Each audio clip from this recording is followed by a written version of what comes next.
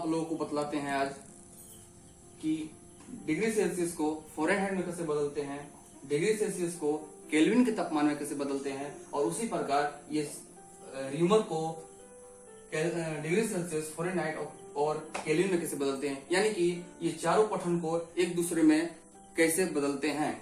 इससे पहले कि हम आप लोगों को कुछ बताएं, उसके पहले हम आप लोगों को जानना पड़ेगा कि ये रीडिंग क्या होता है, LFP क्या होता है, UFP क्या होता है। तो रीडिंग होता है, उसको हिंदी में बोलते हैं पठन। पठन मुख्यतः चार होते हैं: डिग्री सेल्सियस, फ़ारेनहाइट, केल्विन और र्यूमर। और उच्च नियत बिंदु और निम्न नियत बिंदु क्या होता है? तो जल का तापमान या जल जिस डिग्री सेल्सियस पर बर्फ के रूप में परिवर्तित हो जाता है उसको हम निम्न नियत बिंदु बोलते हैं, और जल जिस तापमान पर वाष्प के रूप में परिवर्तित उबलने लगता है उसको हम बोलते हैं उच्च नियत बिंदु। तो जिस प्रकार हम जानते हैं कि डिग्री सेल्सियस में जल 0 डिग्री सेल्सियस पर जमना प्रारंभ कर देता है और 100 डिग्री सेल्सियस पर उबलना स्टार्ट कर देता है, बॉइलिंग पॉइंट होता है उसको।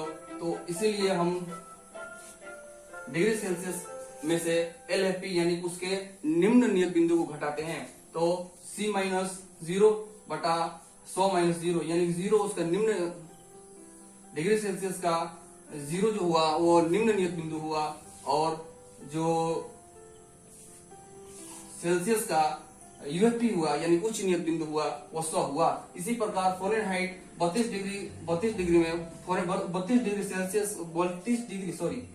32 डिग्री फ़ारेनहाइट में जल का तापमान जल बर्फ के रूप में परिवर्तन होने लगता है, और 212 डिग्री फ़ारेनहाइट में जल बर्फ के रूप में परिवर्तित होने लगता है। उसी प्रकार कैल्शियम में 273 डिग्री सेल्सियस पर बर्फ के रूप में परिवर्तित होने लगता है और 373 डिग्री सेल्सियस पर उबलने लगता है जल। और र्यूमर में आते हैं तो र्यूमर भी 0 जब र्यूमर का तापमान 0 होता है तो जल बर्फ के रूप में परिवर्तित होने लगता है, और 180 डिग्री पर जब र्यूमर आता है तो जल उबलने लगता है। तो C-0 बटे 100-0 उसके बराबर 1-32 बटा 212-32 K-273 बटा 373-273 और R-0 बटे 180-0 डिग्री सेल्सियस, फ़ारेनहाइट, केल्विन और र्यूमर। तो इन लोगों को इक्वल कर दिए। उसके बाद हम नेक्स्ट स्टेप पर आते हैं। तो C बटा ये 100 में से 0 घटा तो 100, 212 में से 32 घटा तो 180, 373 में से 273 घटा तो 100, और 180 में से 0 घटा तो 180 ही होगा। उसके बाद हम अगले स्टेप पर आते हैं। तो सबका 0 ये इक्वल है, तो ये इक्वल है तो सबका 0 कैंसिल हो जाएगा। या ये करें कि सब में 10 से यदि गुणा करें तो इसमें 10 से गुणा करेंगे तो 10 से ये 10 बार में कट कर 10 बचेगा।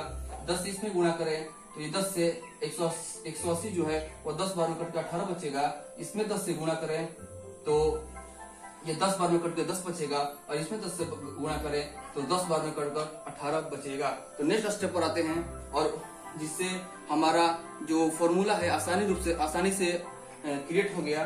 तो देखिए कैसे क्रिएट हो गया। C/5 यानी कि अब इसको और इजीली रूप से काटे तो इसमें हमको जैसे ये 2, सबसे पहले इसको हम 2 से काटते हैं। तो 2 पचे 10, 2 9 18, 2 पचे 10 सॉरी 2 पचे 10, 2 9 18, फिर 2 पचे 10, फिर 2 9 18। इससे हमारा जो फॉर्मूला था वो क्रिएट हो गया।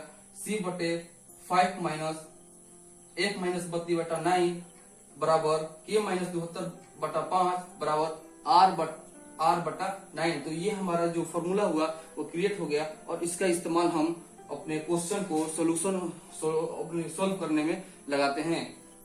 तो आइए हम एक क्वेश्चन लिए हैं जो बहुत ही सिंपल है, और इसको इस फॉर्मूला के माध्यम से हल करते हैं। तो इसमें दिया है कि 40 डिग्री सेल्सियस को फ़ारेनहाइट में बदलें।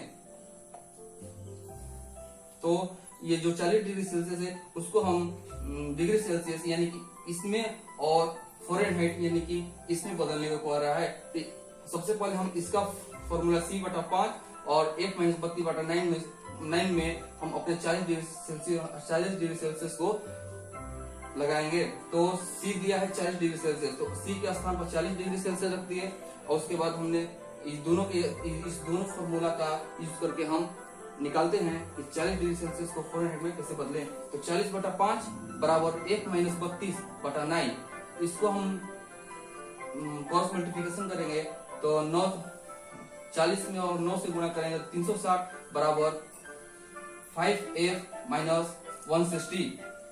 फिर हम उसको 160 को बराबर किधर लाएंगे तो वो इंक्लूड हो जाएगा 360 में, तो 360 प्लस 160 520 होता है बराबर 5F।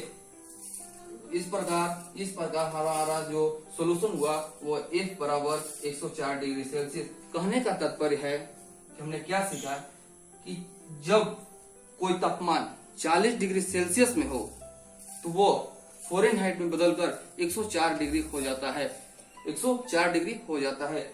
इसी प्रकार हमारे चैनल को लाइक करें, सब्सक्राइब करें। जय हिंद, जय भारत।